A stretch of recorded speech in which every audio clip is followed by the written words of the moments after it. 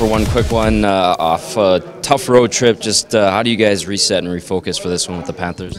Well, I think you have to kind of bury the road trip. We discussed some of the things that went wrong and some of the things that went right, and you have to hope this team will bring the best out in us. Obviously, we've had some success, more recently in our building. So coming home is nice to break up what's a pretty road-heavy month. So it's always nice to sleep in your own bed and kind of recharge and get ready for another team here. Where do you want to see you guys improve tonight? Well, I think the start is something that's key. I think we were down 2-0 in every game on that trip, and early too. And I don't think we got through a rotation of our lines before we were down a goal. So for me, the start, and then the energy might have been there the last 3 games, but we got to find a way to keep the puck out of our net early. So that's the biggest thing, I think, because we've shown the resolve to get back into hockey games, but chasing games, it's a recipe for disaster. 2-0. After a while, you say, "Oh Christ, you can be down 1, but being down 2 a lot." Yeah, and in all 3 games, it ended up 2-2, 2-2, and 3-3. But I think all that work to get back into a hockey game, it's tough to then take over the game, and you leave those late goals to chance to lose hockey games. And I think that's what we've seen. So we've shown the resolve and the character to get back into one. But I'd love to see the character to show up on time and be ready to get out in front 2-0 instead of down 2. Have you ever been able to put your finger on why is it, like, what is the reason you guys are getting off these slow starts? Well, there's always, different reasons. I can't explain giving up the first goal 10 times on the first shot, and it's gone in different ways. I don't think, sometimes with traffic, sometimes with deflections, sometimes power play goal. It's just kind of been an ensemble of different occurrences that have created it, but we have to find a way to correct it. Sorry.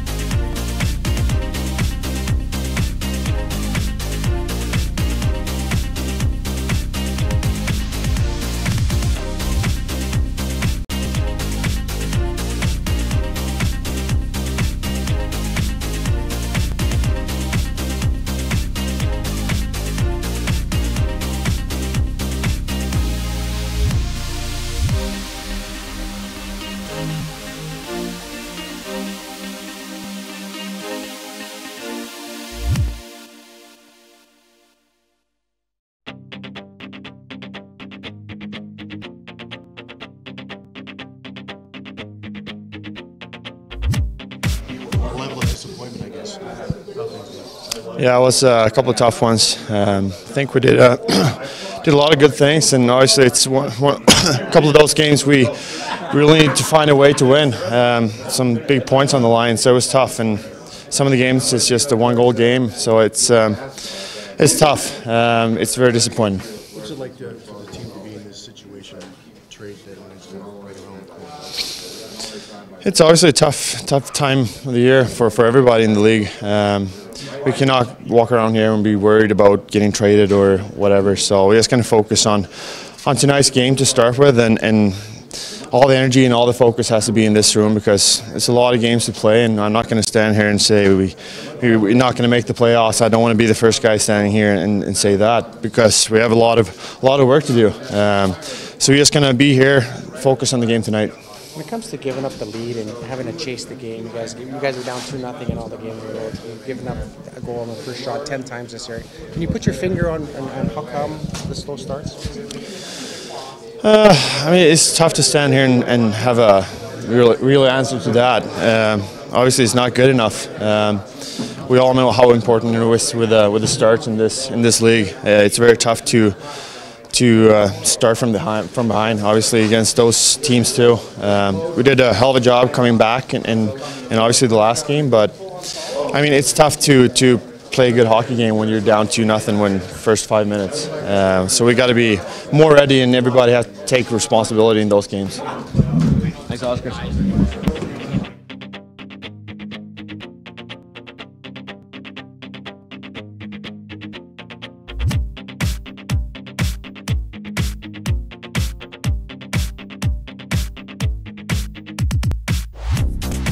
Road trip. I mean, the standings are what they are. How do you guys just try and keep yourselves motivated and not get bogged down by maybe some of that negativity? Yeah, I mean, there's a lot to play for a lot of guys. So, I mean, we get paid to come to the rink every day and do our best, perform. It's our job, and that's kind of been the message all year, I think. No matter how disappointing your ups and downs go, you just got to come to the rink and work hard and ready to play. And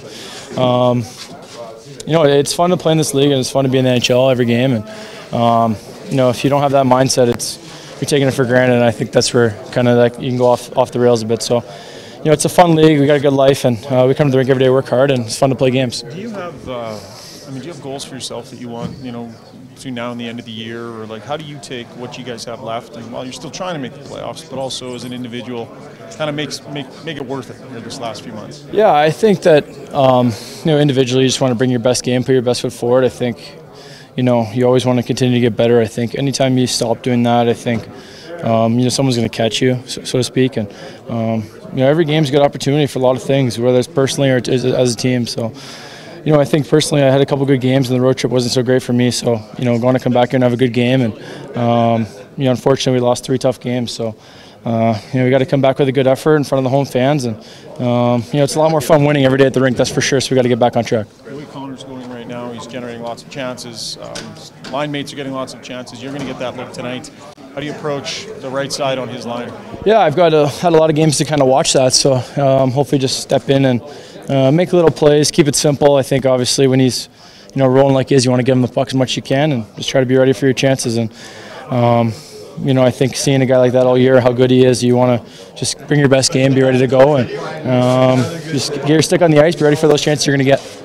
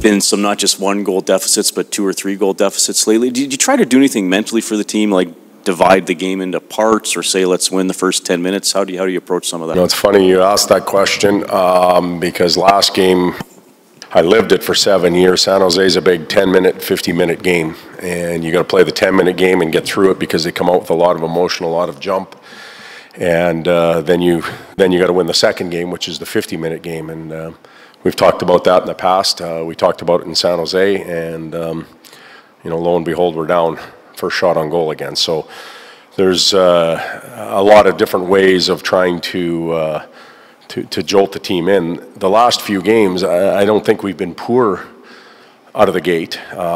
We've been scored on out of the gate, and there's a difference between those two. And you know, I know there was some talk in LA about, you know, only getting 3 shots on goal. We only gave up 5. It was that type of 5 or 6, pardon me. That was that type of game in LA, and that was with two penalty kills. So I thought in the second there we took over. I thought we came out with good intent in the last couple of games, but got scored on, and we've got to fix that somehow.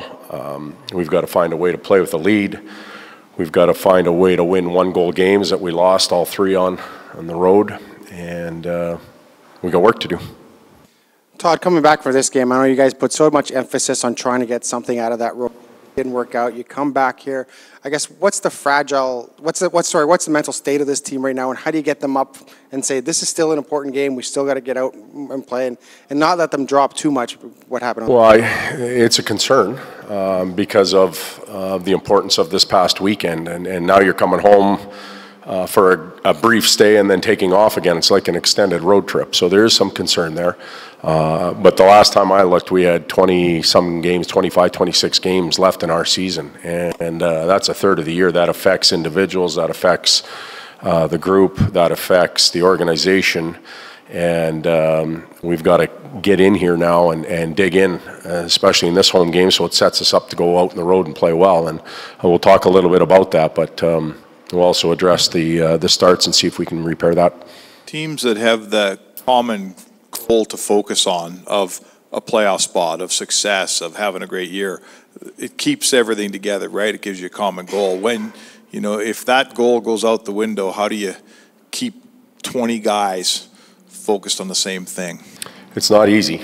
And, you know, obviously looking at the standings, we are getting closer to not being in than in. And that's just the reality of it. And as we move forward, individual pride and detail will show up in our game. So that's just based on the individual, how they approach the game, the professionalism that they have, the detail that they have in their game. They're going to expose themselves individually to the organization, and more importantly to their teammates, and probably most importantly to the fans. So each individual will have to make a decision on how they want to approach the games, not just one, but many. Then collectively, what do we want to do as a group? We can't become selfish and try and do things on our own. We also have to remember that if we develop or evolve into habits that are not conducive to potential success, it's going to take a lot longer to come out of those, whether it's now or later on. So we've got a lot of work to do as an organization and individually, collectively. Patrick Maroon admitted this is the first time in his career where he's seen his name on the trade boards, where he's gone through being at the center of trade deadline the way he ended up being here. What have you noticed in his game? Do you think it's affecting him, and what's your sense of his? I think it's affecting him. I don't think Patty has been as an effective player as he has been in the last little bit, due in large part probably to that. You know, he's human. He hears things.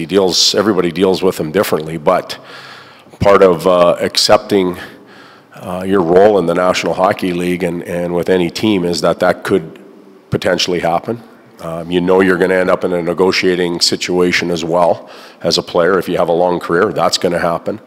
And you know, what he has to do now and what some other players need to do is park it when the game starts. Once you get on the ice, you should be able to produce. That's the fun part. That's your escape. And you know, playing well and playing with some fire can only help everybody. Drake looks like he might be able to play tonight with a shield on. Update on Sekera? Is there any of these? Yeah, Sekera is out for sure for tonight. 2 days before our next game may help him. That'll take some time. We'll figure that out as we go day by day.